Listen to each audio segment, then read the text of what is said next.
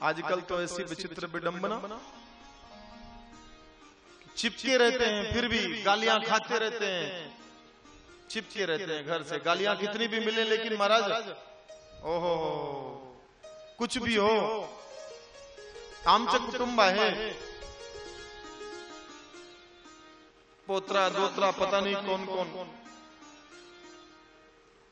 और सबसे एक गिलास पानी की आशा करके बैठे, लेकिन माया नहीं छोड़ेंगे। महाराज ये ध्यान में रहे, घर में भी तब तक बैठो आप जब तक आपकी आवश्यकता घर को है। जिस दिन समझ लो कि हमारी आवश्यकता घर को नहीं, उसी दिन घर का त्याग कर दो। चिपके मत रहो, नहीं तो वो घर आपको पुण्य से स्वर्ग तक नहीं पहुंचाएगा, वो घर आपको माया में बांधकर यमलोक तक जरूर पहुंचा देगा। कहीं ना कहीं एक समय ऐसा आता है जब घर के वडील घर में प्रवेश करते हैं भीतर, तो महाराज पूरे घर का वातावरण एकदम शांत हो जाता है। एक समय ऐसा रहता है, वडील घर के भीतर प्रवेश किए, ये वातावरण एकदम शांत, मुलगा मुलगी जितने सब हलचल कर रहे थे, सब अपने अपने काम में लग गए। उस समय विचार करो, उस समय आवश्यकता थी तुम्हारी, तो तुम्हारा सत्कार था, आदर था घर में, कुटुंब में। और एक समय ऐसा आता कि महाराज बेचारे नौकरी करके बाबा घर को आए, स्कूटर बाहर खड़ा किया, स्कूटर खड़ा करके भीतर आए, जैसे ही हॉल में देखा तो महाराज डॉक्टर मुलगा लिए रिमोट टीवी में चैनल बदल रहा है। अब वो देख लिया उसने कि बाबा आ गए, तो उसने सोफे में और प्रेम से टांग फैला दी और पाय फैला दिया। अब बाबा को शर्म आवे तो बेचारे दूसरी कुर्सी लाके बैठ जाएं, और अगर शर्म ना आवे तो मुलगे को शर्म नहीं है महाराज, वो टांग फैला के आराम से रिमोट से और ऐसे ऐसे चैनल लगा देगा कि बाबा इधर से चले जाए, खुद नहीं उठकर जा सकता।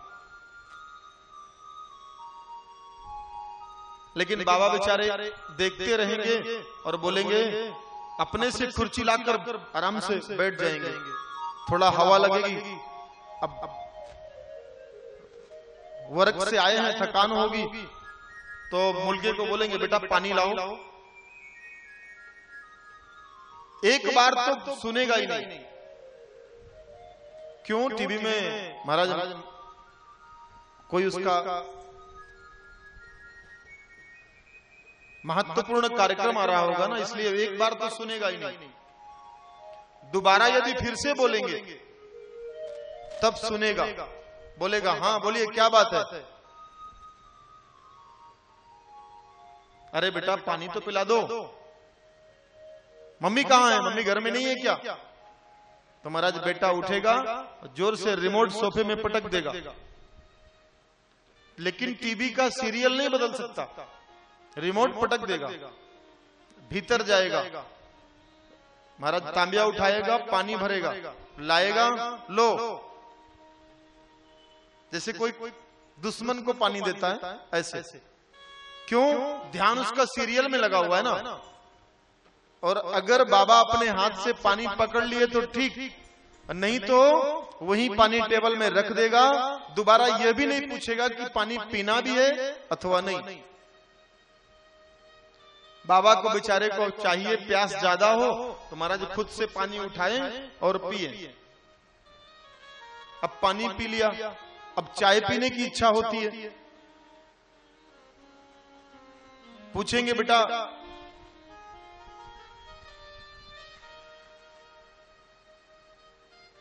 आई कुठे है, तो महाराज तुरंत बोलेगा गरज के, मुझे क्या पता, मैं पीछे पीछे घूमता हूं क्या आई के? अरे बेटा देखना कहीं आसपास पड़ोस में होगी। जब 4 बार वो बोलेंगे अरे देख कोई चाय बनाने वाला हो, चाय पीने की इच्छा है, जाके देख किसी घर में होगी, आई को बुला के ला, तब घर से निकलेगा, जाकर के देखेगा किस घर में है, तो पहुंचते ही बोलेगा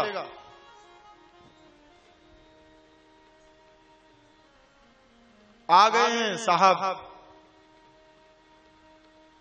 साहब गरी आले, जल्दी आओ चाय मांग रहे हैं। अब इतना बोलकर वो लौटकर आ जाएगा, ये नहीं कहेगा आई घर चलो बाबा आए हैं उन्हें चाय मांग रहे हैं, नहीं, आग लगा के आएगा। तो अब आई तो महाराज पारा 100 डिग्री चढ़ गया, टेम्परेचर बढ़ गया। अब महाराज इतना जोर का टेम्परेचर बढ़ा कि वहां से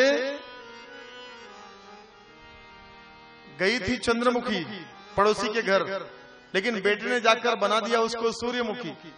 और जैसे ही घर के बाहर निकली और स्वामी से नजर पड़ी, बन गई महाराज ज्वालामुखी। सीधा वहां से आके और मेघों की तरह बारिश करना शुरू। कैसी बारिश? शब्द बारिश, शब्द की ऐसी वज्र, शब्द के ऐसे वज्र प्रहार करेंगे कि महाराज अपने आप दिल टूट जाए, हृदय फट जाए। आपका तो मेरे बगैर काम ही नहीं चलता, खुद से चाय बनाकर नहीं पी सकते थे आप। कितनी विचित्र विडंबना है मेरे भाई बहन। सहज धर्म है अपने जीवन को निभाना, अपने दायित्व की पूर्ति को और अपने दायित्व का हर पल ध्यान रखना, ये सहज धर्म का लक्षण है। बाबा बेचारा क्या करे, पहले तो 150 ग्राम खाने को गालियां मिल गई, बहुत सारे शब्द मिल गए, और बाद में फिर चाय की जगह अमृत पिला दो, क्या फायदा। लेकिन बेचारे शांत हो जाते हैं, कुछ नहीं बोलते। क्यों? क्योंकि गृहस्थी से अगर छोड़कर चले जाएंगे तो अपमान न कोई कर दे, इस बात की चिंता से वो घर में ही घुसे रहते। और तो और महाराज चलो ठीक है, भगवान की बड़ी कृपा हो जाए कि सास ससुर बहुत शांत रहते हैं, बहुत व्यवस्थित रहते हैं, दोनों में पति पत्नी में अतिशय प्रेम है, तो भगवान की बड़ी कृपा महाराज उस घर में कोई ना कोई बहू ऐसी आ जाएगी जिसका स्वभाव बहुत कड़क होगा, वो कलह भर देगी घर में। लेकिन सभी अपने दायित्व को निभाने की चेष्टा करें तो महाराज कभी दुख आवे नहीं, लेकिन वो कोई करना ही नहीं चाहता। दाम्पत्य जीवन का यही भावार्थ है। महाराज कन्हैया को विवाह करने की क्या आवश्यकता थी? 16,108 विवाह किए भगवान ने, सहज विवाह नहीं किया। हर विवाह में भगवान के कोई ना कोई विडंबना छिपी थी। ऐसा धर्म संकट पड़ा जिन कारणों से भगवान को विवाह करना पड़ा। एक राजा थे महाराज सत्राजित, उनकी पुत्री का नाम था सत्यभामा। राजा सत्राजित के यहाँ एक ऐसी मणि कि महाराज उस मणि को सारा जगत चाहता। उस मणि का सद्गुण था 8 भार सोना दररोज वो मणि प्रदान करती। भगवान कृष्ण ने समाचार भिजवा दिया कि दुश्मनों की नजर लग गई है तेरे मणि पर, इसलिए ऐसा करो, सुरक्षा के लिए, सुरक्षा की दृष्टि से इसको हमारे राजकोष में जमा करवा दो। तो राजा सत्राजित ने भगवान कृष्ण को बदनाम कर दिया। देखो तो द्वारिका नाथ मेरी मणि को छीनना चाहते हैं। और हुआ ऐसी घटना घट गई, महाराज मणि उसका भाई लेकर वन में गया और एक सिंह ने हमला करके भाई को मार दिया, मणि मुंह में दबाया और चल पड़ा। उधर से एक रीछ आया भालू, भालू ने हमला किया, वो मणि को छीनकर चल पड़ा। सहेज ही महाराज ऐसी विचित्र विडंबना होती चली गई कि भगवान को उस मणि को खोज करने में अंत में भगवान को सत्राजित की बेटी सत्यभामा से लग्न करनी पड़ी और जिस ऋष ने मणि को छीन लिया था उसकी कन्या थी, नाम था जाम्बवती। महाराज जाम्बवती के साथ भी भगवान को विवाह करना पड़ा। 8 विवाह किए भगवान कृष्ण ने।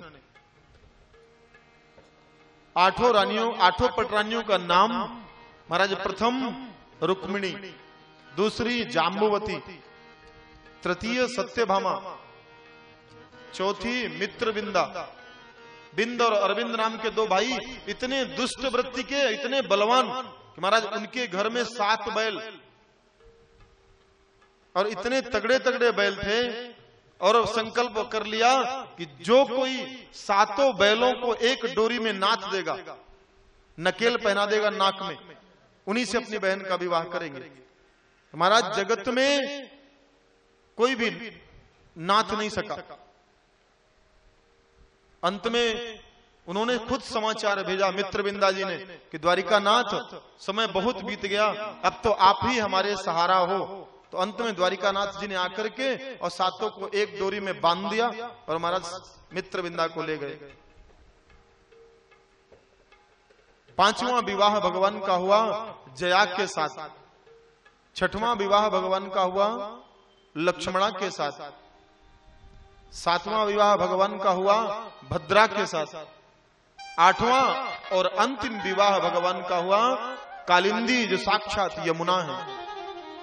ये भगवान की अष्टपटरानियां हैं। बाद में भगवान का के 16,100 लग्न एक मंडप में हुए। एक राजा थे, नाम था नरकासुर। इतना दुष्ट था, किसी ज्योतिषी ने उसको गुमराह कर दिया, भ्रमित कर दिया। शंका पादी बीच में बोल दिया, राजन अगर तुम एक मंडप में 20,000 कन्याओं से लग्न करोगे तो फिर ब्रह्मा जी को सृष्टि में नया अवतार लेना पड़ेगा तुम्हें मारने के लिए। महाराज बस दुष्ट बुद्धि बड़े बड़े राजाओं को मार मार करके उनकी कन्याओं का हरण करने लगे। 16,100 कन्याएं कारागार में बंद कर दी। जब भगवान को पता लगा तो महाराज भगवान ने नरकासुर को दंडित किया और दंडित करके सारी कन्याओं को मुक्त किया। मुक्त कराकर महाराज अब उन कन्याओं से भगवान ने कहा, देवियों आप सब मुक्त हो, अपने अपने घर जाओ। लेकिन उन कन्याओं ने कहा, महाराज अब हमारे परिवार वाले हमें स्वीकार नहीं करेंगे, तो आपने तो हमें ऐसे धर्म संकट में लाकर खड़ा कर दिया, अब जाएं तो कहां जाएं। तब भगवान को 16,100 विवाह एक साथ ही करने पड़े। सनई सनई महाराज भगवान अपने दिव्य पाणि ग्रहण दाम्पत्य जीवन का पूर्ण आनंद उठाते। एक दिन नारद बाबा आले महाराज भगवान की गृहस्थी का दर्शन करने। नारद बाबा जहां भी जाते वहां कुछ न कुछ कलह भरते। नारद बाबा आले महाराज भगवान कृष्ण के प्रत्येक घर की ओर नजर डाली। एक गृहस्थी में देखा, विचार आया नारद बाबा का, देखूं सबके यहां तो मैं कलह करवा देता हूं, कन्हैया के यहां शायद कुछ हो जाए। आकर के बाबा ने कृष्ण की गृहस्थी का दर्शन किया। भगवान कृष्ण की गृहस्थी कैसी है? 16,108 ही महल बने हुए हैं और प्रत्येक महल में महाराज एक एक रानी रहती और प्रत्येक रानियों के यहां भगवान निवास करते। नारद बाबा विचार ले मन में, जाऊं शायद किसी घर में मौका मिल जाए। नारद बाबा का स्वभाव जानते हो ना, जहां अतिशय सुख हो, अतिशय आनंद हो, वहां अगर नारद बाबा के पाए पड़ जाए महाराज समझ लो वहां कलह शुरू। और जहां अतिशय कलह हो, अतिशय दुख हो, नाना अड़चने हो, अगर नारद बाबा के पाए उधर घर में पड़ जाए तो महाराज सदा के लिए कलह समाप्त हो जाएगा। सद्गुण भी था और दुर्गुण भी था। क्यों? नारद बाबा का स्वभाव था सुख और दुख को देखना। महाराज नारद बाबा ने भगवान की गृहस्थी का दर्शन किया। भगवान तुरंत समझ गए बाबा आए तो निश्चित है सावधानी रखनी पड़ेगी, नहीं तो बाबा कलह करा देंगे। तो भगवान 16,100 रूप धारण किए और प्रत्येक महल में जाकर भगवान बैठ जाते हैं। आओ बाबा स्वागत है आपका। नारद बाबा जैसे ही प्रथम महल में प्रवेश किए, देखा तो वहां भगवान आनंद से बैठे झूला झूल रहे थे। नारद बाबा वहां से तुरंत भगवान को नमस्कार किया और लौट पड़े। भगवान ने कहा अरे भगवान रुको तो 2 मिनट थामो, महाराज जलपान करो। नहीं नहीं नहीं नहीं भगवान, आगे चलता हूं। आगे दूसरे घर में गए, दूसरे महल में जाकर देखा तो वहां भगवान जेवन कर रहे थे। आइए आइए महाराज पधारिए, बड़े सौभाग्य की बात है, आज नारद बाबा पधारे। देवी जल्दी से जेवन टाट तैयार करके दो। नारद बाबा बोले नहीं नहीं महाराज रहने दीजिए, जेवन तो पूर्ण तृप्ति है, अभी चलता हूं, बस आपके दर्शन की इच्छा थी। ठीक है बाबा कोई बात नहीं, चले। और भगवान तो अंतर्यामी है, सब जानते हैं बाबा आए क्यों। तीसरे महल में गए, उधर देखा तो भगवान अपने एक मुर्गे को लिए गोद में खिला रहे थे। जैसे ही देखा तो भगवान हंस पड़े। बाबा कैसे आना हुआ? अरे महाराज क्या बताऊं, आप तो जानते हैं मेरे स्वभाव को, बस चलता हूं महाराज, आपको नमस्कार। और चल पड़े आगे। जैसे ही थोड़ा आगे बढ़े दूसरे महल में, उधर जाकर देखा तो महाराज भगवान अपनी पटरानी के साथ कुछ विचार विमर्श कर रहे थे, किसी गोष्ठी की व्यवस्था थी। नारद बाबा जैसे ही पहुंचे, देखा भगवान ने रोका, लेकिन हंस पड़े भगवान। जैसे ही भगवान हंस पड़े तो नारद बाबा ने कान पकड़ लिया, महाराज क्षमा करो मैं महामूर्ख हूं। भगवान बोले क्यों भाई बाबा, आप क्यों मूर्ख हो? नारद बाबा बोले महाराज द्वाभ्याम तृतीयो न भवामि राजन किम कारणम भोज भवामि मूर्खा। महाराज मैं आप 2 बातें कर रहे थे ना, मैं तीसरा बीच में मुझे नहीं आना चाहिए था, मैं आ गया, इसलिए भगवान क्षमा करें, मैं मूर्ख हूं। अभी वापस लौट पड़े। चौथे 5वें महल में गए तो वहां भगवान सैनिकों को आदेश कर रहे थे किसी व्यवस्था के लिए। देखा तो भगवान ने बाबा को रोक ही लिया। बाबा घबराओ नहीं, सारे जीवन आप इस गृहस्थी का दर्शन करते रहेंगे तो भी आपको अवसर नहीं मिलेगा, क्षमा करें, पाए थक जाएंगे। आप तो मेरे अतिशय प्रिय हैं, प्रियजन को कष्ट नहीं देना चाहिए।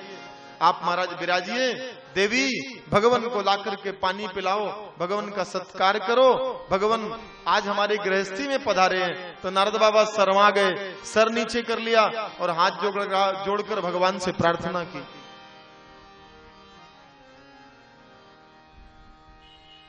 यम ब्रह्मा वरुणेन्द्र रुद्रमरुतः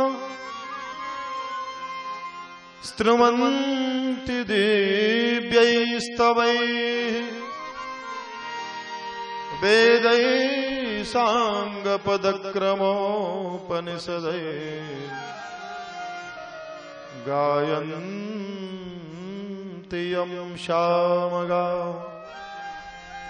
ध्यानावस्थित तद्गतेन मनसा पश्यन्ति यं योगिनो यस्यान्तं न विदुः सुरासुरगणा देवाय तस्मै नमः देवाय तस्मै नमः। महाराज क्षमा करिए, आप तो मेरे स्वभाव को जानते हैं, नटखट स्वभाव है, अज्ञानी हूं। महाराज आपने तो ब्रह्मा जी के अपराध को भी क्षमा कर दिया है, आपने तो इंद्र के अपराध को भी क्षमा कर दिया है, महाराज आप मेरे अपराध को भी क्षमा कर दीजिए। और भगवान नारद बाबा को इस व्यवस्था से मुक्त कर देते हैं। आगे शुकाचार्य राजा परीक्षित को महाराज भगवान के एक मित्र सुदामा की कथा सुनाते हैं। कृष्णस्यासीत् सखा कश्चिद् ब्राह्मणो ब्रह्मवित्तमः विरक्त इन्द्रियार्थेषु प्रशान्तात्मा जितेन्द्रियः कृष्णस्यासीत् सखा कश्चित् ब्राह्मणो ब्रह्मवित्तमः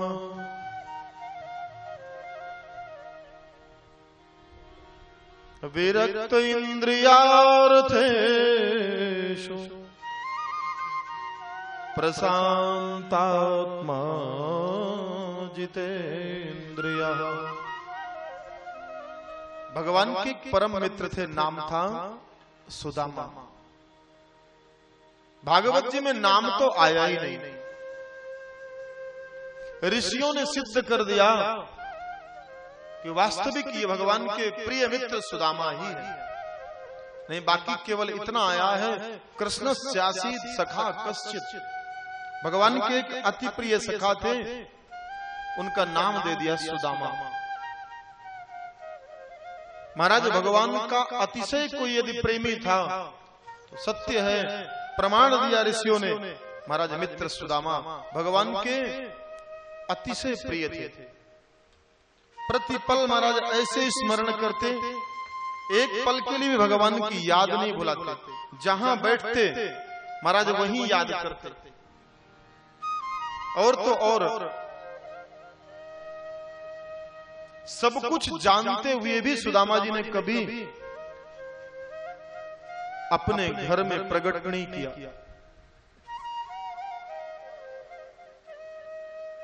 धर्म पत्नी को कभी नहीं बताया।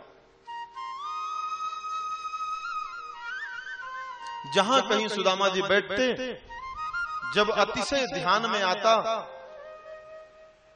महाराज संदीपनी विद्यापीठ में भगवान का नित्य सुदामा दर्शन करते। संपूर्ण रात्रि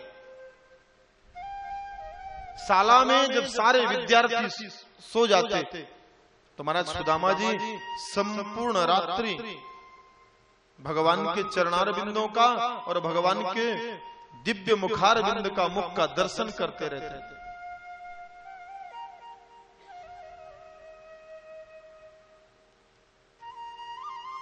लोग कहते हैं सुदामा को कृष्ण भूल गए और कृष्ण को सुदामा भूल गए। महाराज यहां तक प्रमाण है कि न कृष्ण को सुदामा भूले और न ही सुदामा को कृष्ण भूले।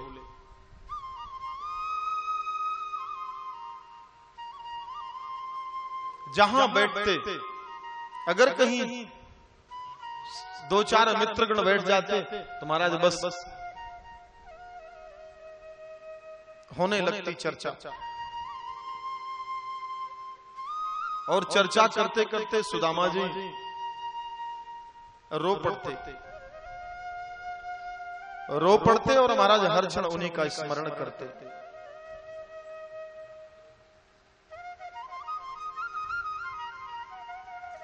विस्मितो भूपतिर्प्रीत्वा अवधूतं समाजितं किमनेन कृतं सर्वं मय्येन समाश्रिता।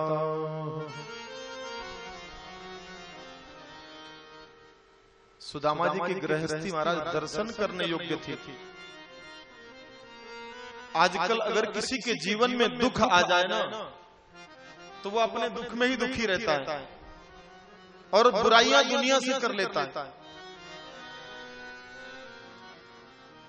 महाराज जब विपरीत परिस्थिति आवे,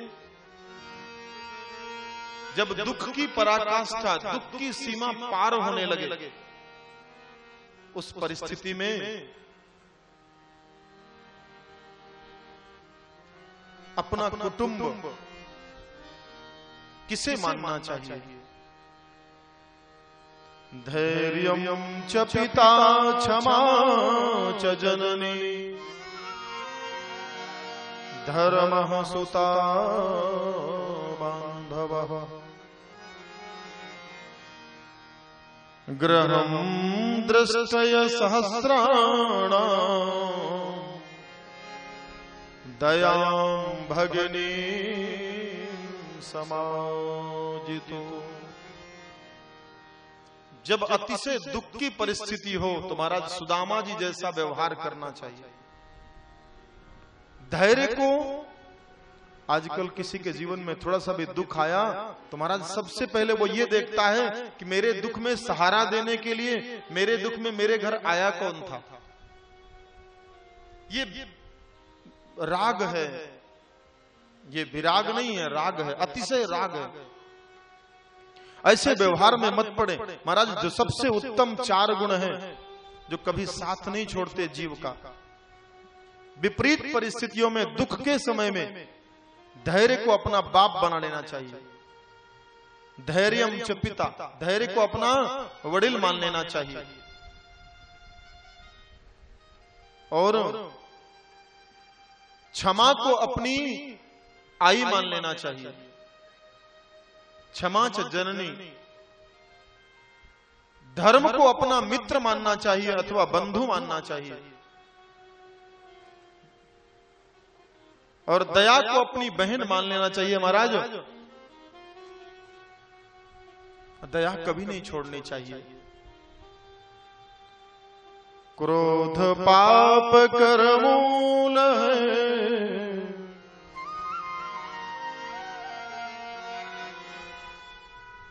क्रोध पाप कर मूल है,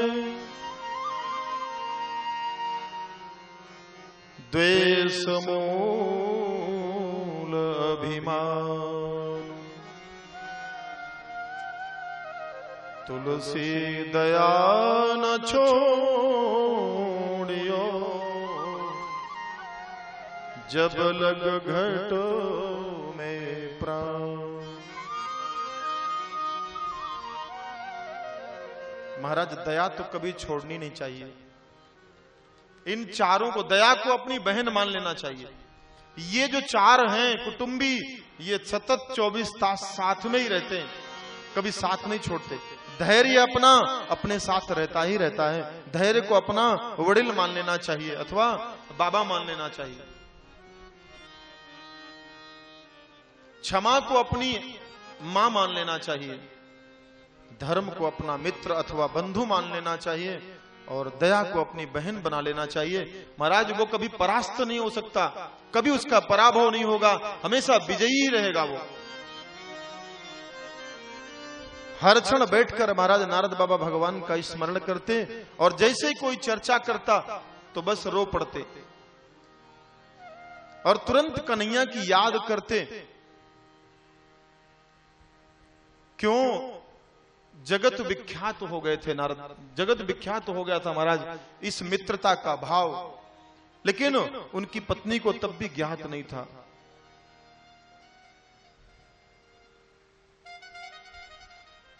जब कोई विशेष आग्रह करता तो महाराज जरूर गाते,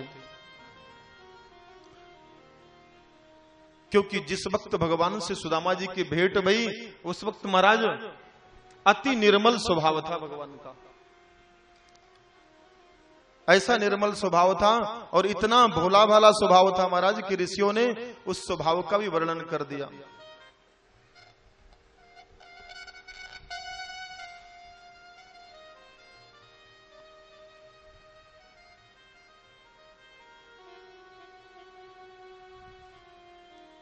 और साथी तो आजकल सब धोखा देने वाले होते हैं। मित्र हो, वास्तविक साथी हो कोई तो सुदामा जी जैसा। सुदामा जी जब भी बहुत भावमग्न होते तो महाराज जरूर गाते।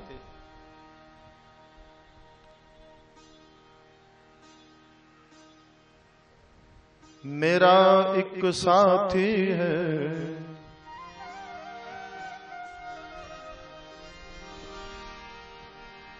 जब भी कोई पूछता तभी, और रोते हुए महाराज गाते। मेरा एक साथी है, बड़ा ही भोला भाला है। मेरा एक साथी है, बड़ा ही भोला भाला है। मिले ना उस जैसा, वो जग से निराला है। मेरा एक साथी है, बड़ा ही भोला भाला है। मिले ना उस जैसा, वो जग से निराला है। जब जब दिल उदास होता है, जब दिल से ये उदास होता है। मेरा सांवरिया मेरे पास होता है। वो मेरा मुरली वाला मेरे पास होता है। ओ मेरा प्यारा मेरे पास होता है। मेरा तो प्यारा मेरे पास होता है। मेरा एक साथी है, बड़ा ही भोला भाला है। मिले ना उस जैसा, वो जग से निराला है।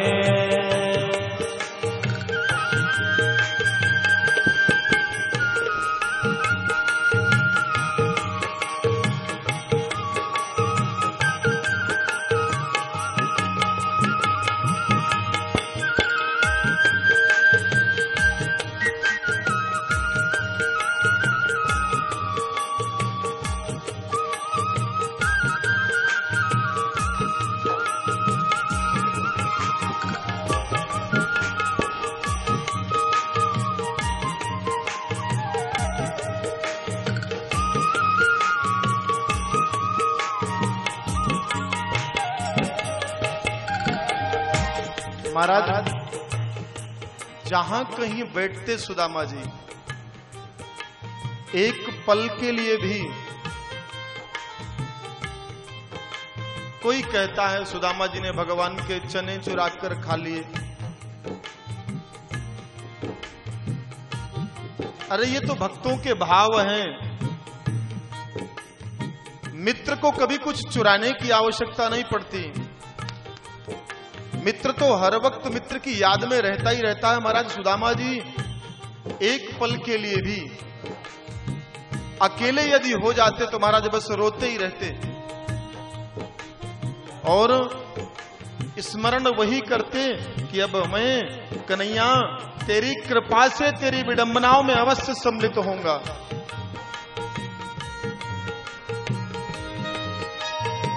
हरि बोल। हाथ उठा के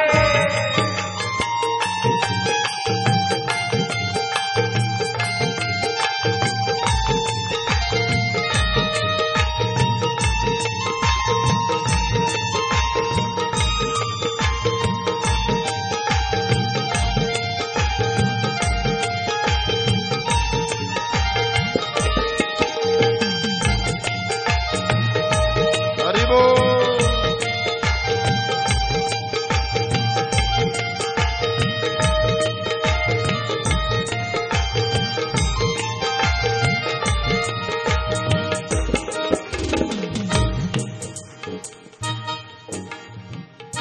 महाराज जीव ब्रह्म की निकटता से जब तक अकेला रहता है तब तक वो दुखी ही रहता है। सांसारियों के बीच में रहने वाला कभी सुख नहीं पा सकता। लगेगा, अनुभव होगा कि मैं सुखी हो गया, लेकिन वो सुखी नहीं होता, वो दुखी ही रहता है। इसीलिए महाराज ऋषियों ने उस पंक्ति में लिखा है,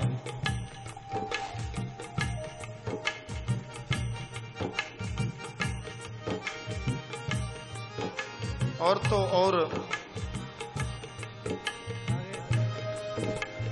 ऐसा कई बार हमें समझ में आया है कि महाराज शब्द की गहराई को बहुत कम ही लोग समझ पाते हैं।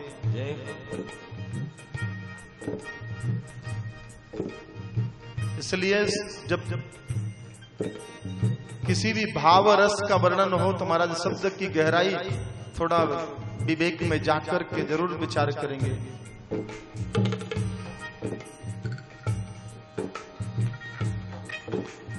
जब तक रहा अकेला बड़ा दुख पाया मैं, जब तक रहा अकेला बड़ा दुख पाया मैं, जब जब दुख से घेरा वो घबराया मैं, जब जब दुख ने घेरा हो तब साथ पाया है मैंने।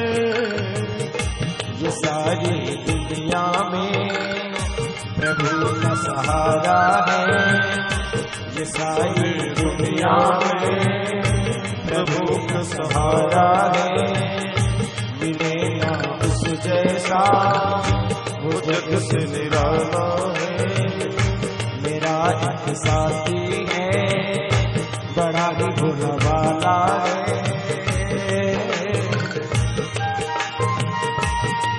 हरि बोल।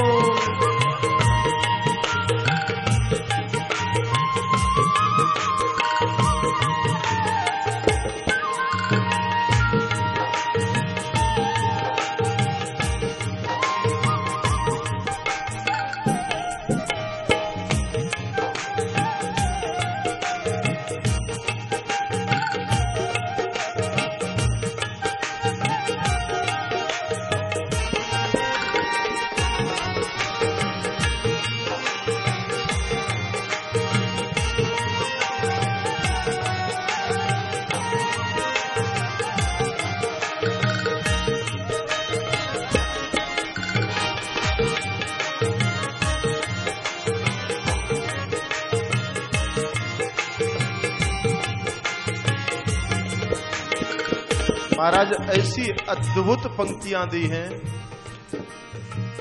कि उन पंक्तियों का भाव कहीं से उठाकर हमें कहीं रखना पड़ता है। कैसे?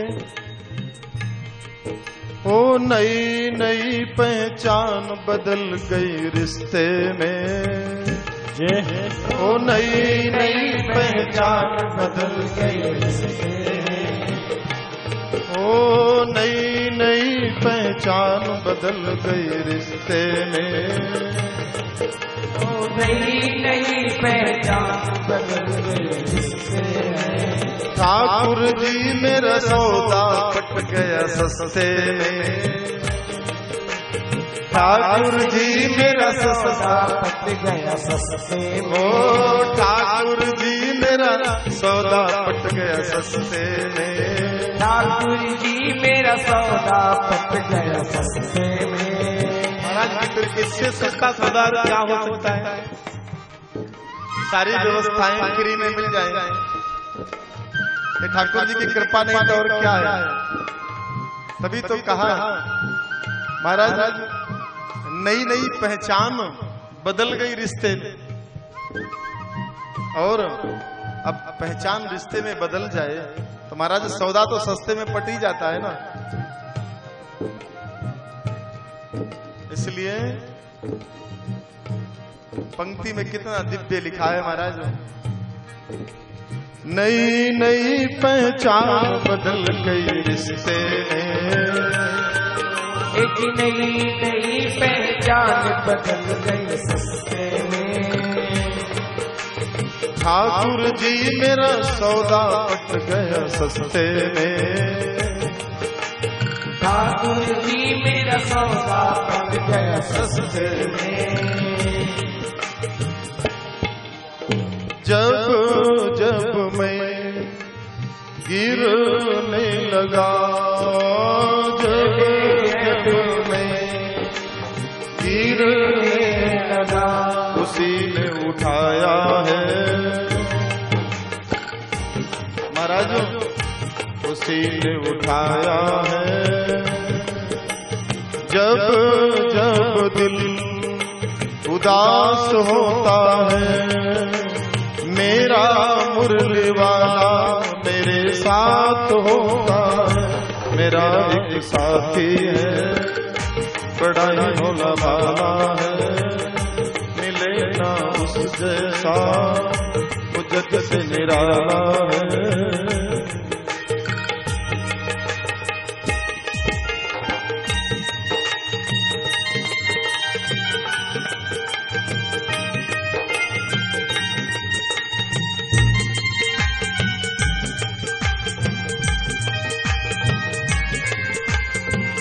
हरि बोल।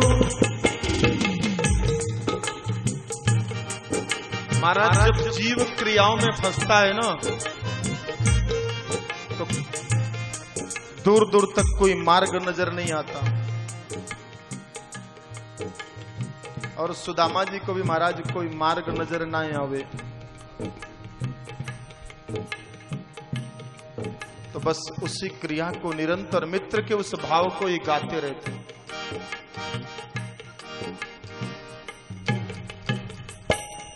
और गाते गाते महाराज रो पड़ते, और इतना रोते कि महाराज जो सामने बैठा होता वो भी सोच में पड़ जाता।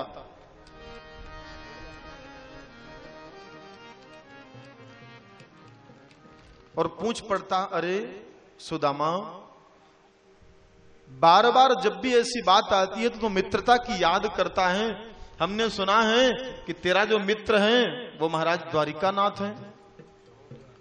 तो सुदामा जी उसको डांट कर बोल पड़ते, नेक धीरे बोल, अगर हमारे घर में ये समाचार मिल गए हो तो घर में रहबो मुश्किल हो जाए। महाराज सुदामा जी को विश्वास नहीं था सुशीला पर। सुदामा जी की पत्नी का नाम था सुशीला। लेकिन एक दिन सुदामा जी ने मानो समाचार जानबूझ करके दिलवा दिया हो, सुशीला पीछे पड़ जाती है। महाराज आपने तो कहा था, इतनी गरीबी इतनी दुख झेलने के बाद भी मैंने सुना है कि आपको मित्र की याद एक पल के लिए भूलती नहीं। हां देवी, अपि ब्रह्मण गुरुकुलादो भवता लब्ध दक्षिणा समावृतेन धर्मज्ञ भार्योढ़ा सदृशेन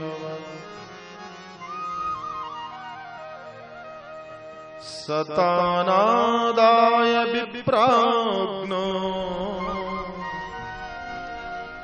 ययः प्रयो द्वारिका किलो कृष्ण संदर्शनम मह्यम कथम स्यादिति चिन्तय।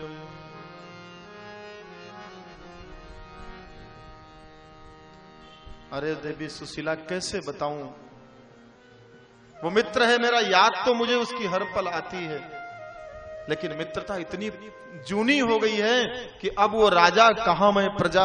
अगर मैं उसके सामने खड़ा हो जाऊंगा ऐसे कपड़े डालकर तो मेरे मित्र का कहीं अपमान ना हो जाए।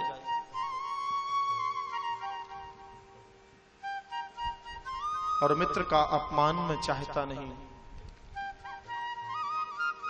अच्छा महाराज, तो मित्र के दर्शन की लालसा भी नहीं होती है? देवी, मित्र के दर्शन की लालसा तो होती है, लेकिन कहते हैं मित्र के दरबार में बहन की ससुराल में, सासुरवाड़ी में और गुरु के दरबार में खाली हाथ जाना नहीं चाहिए। कुछ तो लेकर जाना चाहिए। और देवी, क्या लेकर जाऊं, कुछ तो है नहीं घर में। 3 दिन से तो हमारी ही संतान भूखी पड़ी है, क्या लेकर जाऊं?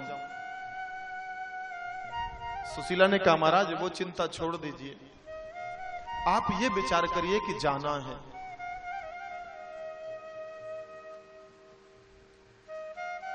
ठीक है देवी तू कहती है तो चला जाऊंगा, लेकिन वहां जाकर कुछ मांगूंगा नहीं, ऐसा विचार मत रखना दिल में।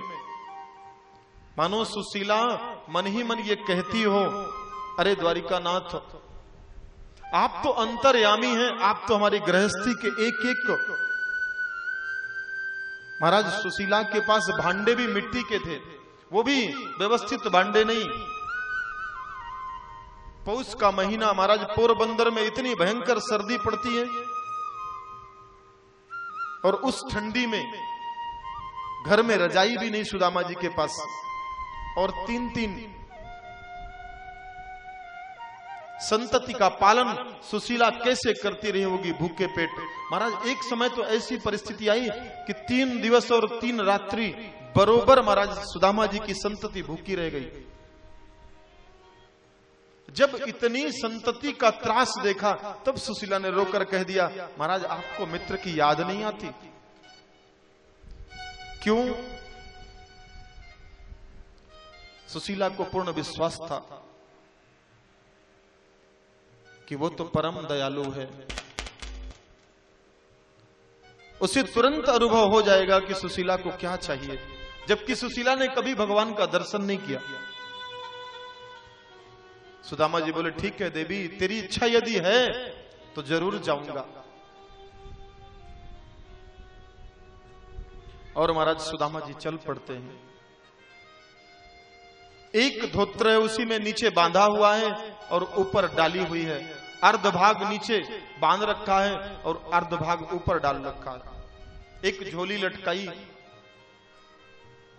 झोली में सुशीला ने कुछ याचयित्वा चत्वार, महाराज 4 मुट्ठी याचन करके भिक्षा मांग करके लाई, 4 घर से 4 मुट्ठी तंडुल। और वो सुदामा के तंडुल महाराज अमृत तुल्य हो गए, जिन्होंने जगत को 2-2 लोक प्रदान कर दिए। 4 प्रकार के कापड़ में बांध कर दिया। महाराज सुदामा जी ने दबाया, चल पड़े। विश्वास है 3 दिन से भूखे सुदामा, लेकिन ये पूर्ण विश्वास है कि महाराज गिरधारी कहीं ना कहीं तो याद करेगा हमारी। पोरबंदर से महाराज द्वारिका की दूरी 450 किलोमीटर है, और 3 दिवस 3 रात्रि का भूखा विप्र 450 किलोमीटर कैसे चलेगा?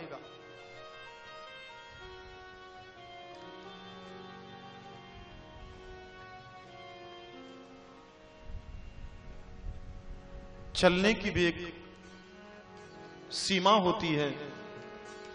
पाए तब चलते हैं जब पेट में कुछ होता है। क्षुधा पिपासा दोनों ने सुदामा जी को घेर रखा है। महाराज इतना लांब मार्ग कैसे तय करेंगे? एक दिन में जास्ती 15-20 किलोमीटर चलेंगे, लेकिन फिर भी सुशीला ने कह दिया, महाराज सीधे सरल ब्राह्मण चल पड़े। ठीक है देवी तेरी इच्छा है, जाऊंगा। मार्ग में मित्र की याद करते और मन में विचार आया, हे देवी कैसे करूंगा? तो बस विचार करते करते चले जा रहे हैं और महाराज हरि का गुण गाते जा रहे हैं। अरे कन्हैया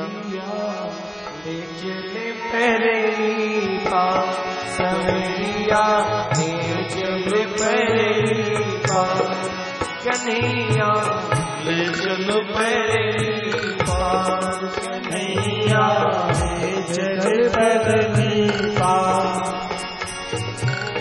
जहाँ भी राधे जहाँ भी राधे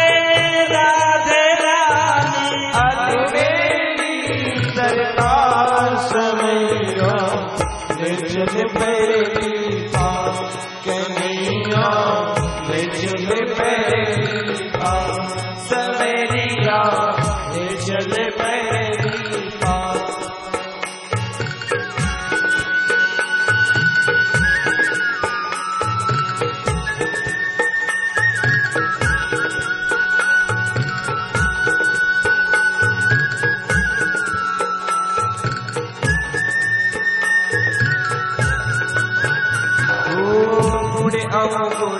सब तेरे अर्पण, गुण और सब तेरे अर्पण, पापी पुण्य सब तेरे अर्पण, पाप पुण्य सब तेरे अर्पण, ये जीवन भी तेरे अर्पण, ये जीवन भी तेरे अर्पण, मैं तेरे चरणों की दासी, मैं तेरे चरणों की दासी, मैं तेरे चरणों की दासी, मैं तेरे चरणों की दासी, तुम्हें मेरो प्यार आधार मैया, ले चल पहली बात कन्हैया, ले चल पहली बात कन्हैया, ले चल पहली हाथ जाके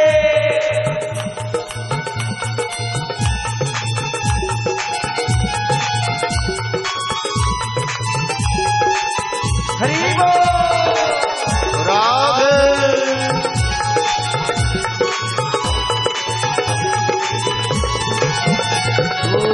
तेरी आस लगा बैठा, तेरी आस लगा बैठा, अपना आप लुटा बैठा, अपना आप लुटा बैठा, ए लज्जासी में गवा बैठा, लज्जासी में गवा बैठा, सावरिया में तेरी रागी, सावरिया में तेरी रागी, सावरिया तेरी रागी, ओ सावरिया में तेरी रागी, ओ तू मेरा राग बहार सवैया, ले चल पहली बात सवैया, ले चल पहली बात कन्हैया, ले चल पहली हरि बोल।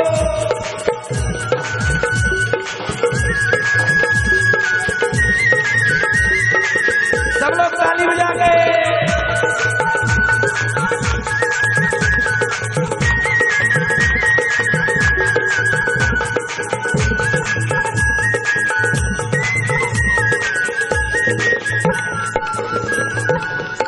एक जग की कुछ परवाह नहीं है, जग की कुछ परवाह नहीं है, कोई सूझती राह नहीं है, कोई सूझती राह नहीं है, अब तो कोई चाह नहीं, अब तो कोई चाह नहीं, वो मेरे प्रीतम मेरे माँ, मेरे प्रीतम मेरे माँ, मेरे प्रीतम मेरे माँ, मेरे प्रीतम मेरे माँ, वो कर दो बेड़ा पार समैया, ले चल पहली बात समैया, ले चल पहली बात, जहाँ विराज राधे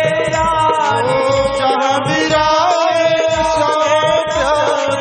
जहाँ विराज श्यामा प्यारी, जहाँ विराज राधा रानी, अलबेली सरकार समैया, ले चल पहली बात समैया, ले चल पहली बात कन्हैया, ले चल पहली हरि बोल।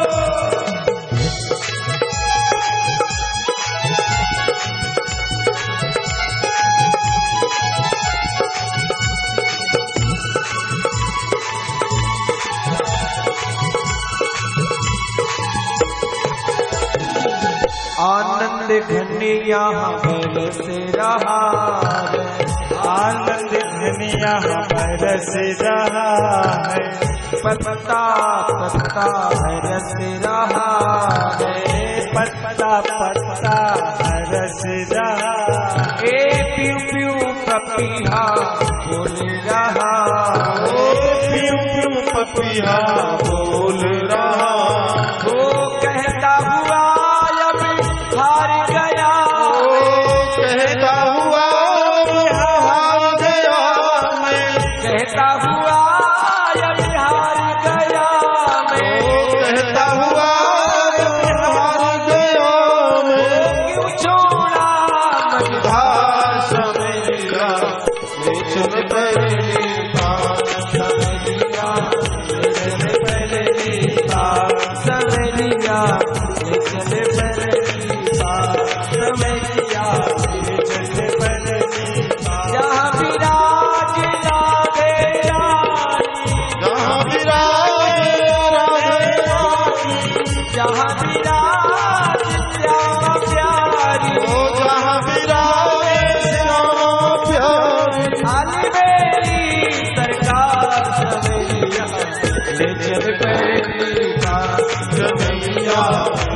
कन्हैया ले चल परली पास कन्हैया ले चल परली हरि बोल ले चल परली पास कन्हैया ले चल परली पास सुमरिया ले चल परली पास कन्हैया ले चल परली पास सुमरिया ले चल परली। जय जय श्री राधे श्याम।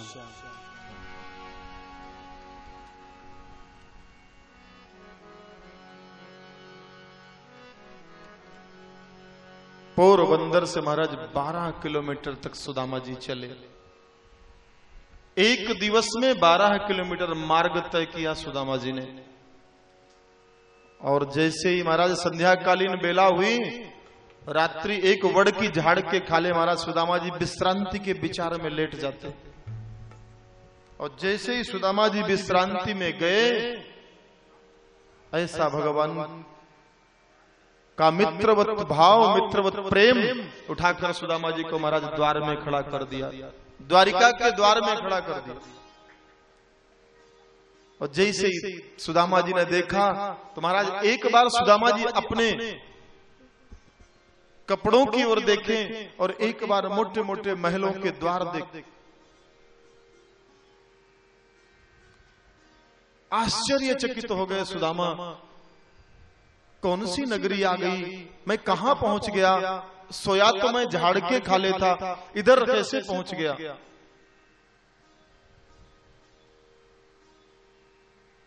विषम सभा दरिद्रस्य।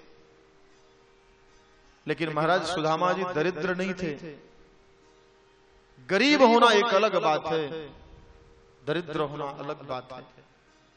गरीब तो कोई भी हो सकता है, लेकिन जो दरिद्र हो गया वो महागरीब, अतिशय गरीब है।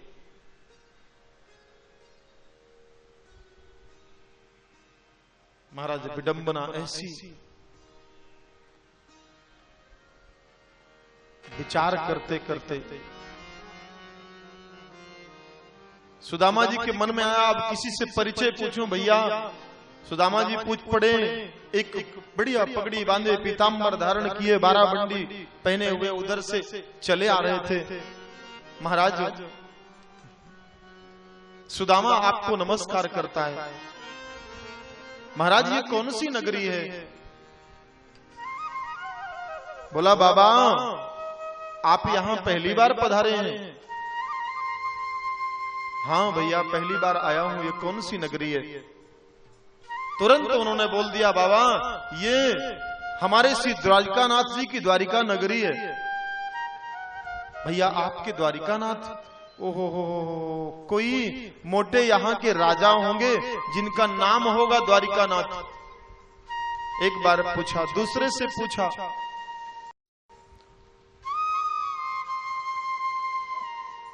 दूसरे ने कहा भैया आप यहां लगता है प्रथम बारी आए हैं, ये द्वारिका नगरी ही है।